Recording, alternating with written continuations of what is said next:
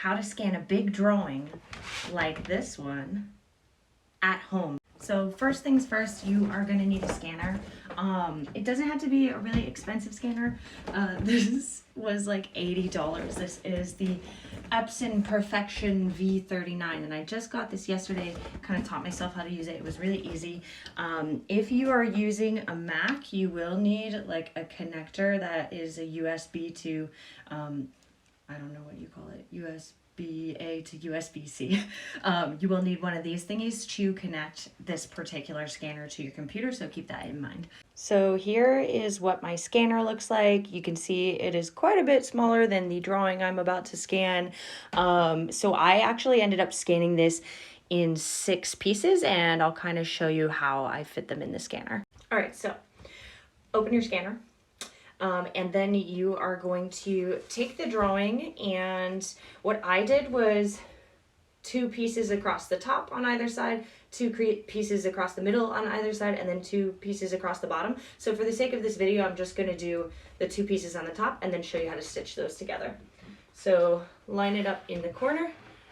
This is the left side first, and then I'm going to close this and scan just that corner. So once that is situated in the scanner, I'm on my computer. I'm going to go to printers and scanners and make sure that I see my new scanner here, which I do. I'm gonna click on that and open the scanner. And then I like to do like an overview scan first, which kind of shows you the positioning. You can probably hear my scanner going in the background. Okay, so here's how the overview scan comes up on my computer. You can see that it's kind of automatically wanting to crop it where my marker ends. So I'm actually wanting to keep the white border. So every time I do a scan, I'm going to drag it out to the far edge.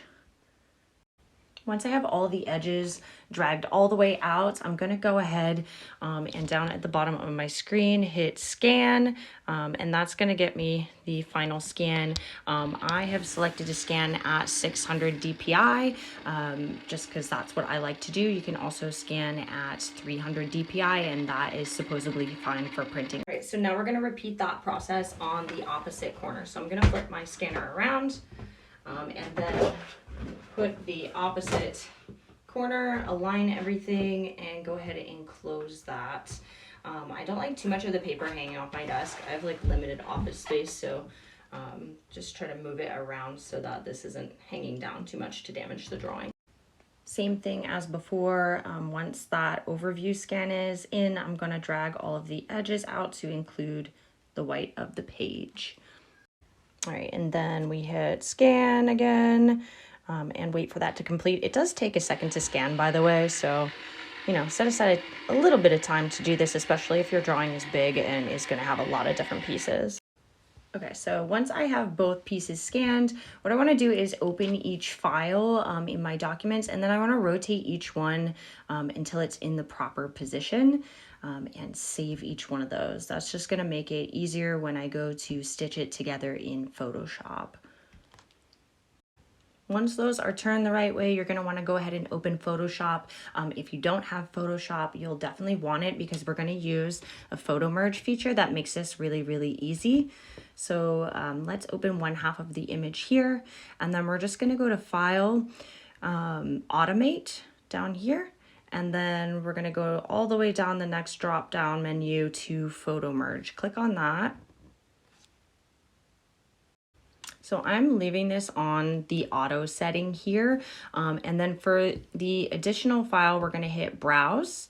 And then I'm just going to pick the other side of that drawing. And since I already have the other half open, I'm going to select add open files and say okay.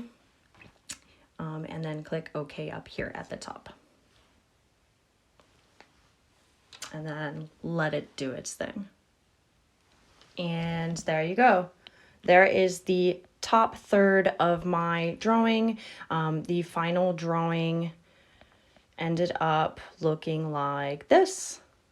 after I did those 6 pieces that same way. The quality is super, super clear. So like I could blow this up and print it full size. And then once you're done doing that, I would also recommend, if you have white edges like mine, using the fill bucket tool to make them a bright white. Mine definitely came out in off-white after the scan. I also, after merging the 2 layers, you can see down here there's like a masking layer. I did add an additional layer underneath so that I could just fill that with white to close up any gaps that you might have around the edges where the images weren't exactly the same. You can see here what I'm talking about with the white edges. Anywhere that it leaves like that checkerboard where the images don't quite line up, definitely going to want to fill in white on the edges. But I hope this is helpful. I can't believe I didn't learn this sooner. This is probably like the #1 thing that I wish I learned in art school. So there you have it. This is a skill that I wish I learned so much sooner. I've been having a shop do my scans for years, and recently I've just wanted to take more control over how much time it takes to do my scanning and printing. I haven't fully decided on what printer I'm going to go with, so I'll let you guys know when I try out new printers and do a review of that hopefully as well. I don't know. I hope this helped you guys. If you have any additional questions that I didn't cover in this video, please drop it in the comments and I will get back to you. I hope you guys all have the best day.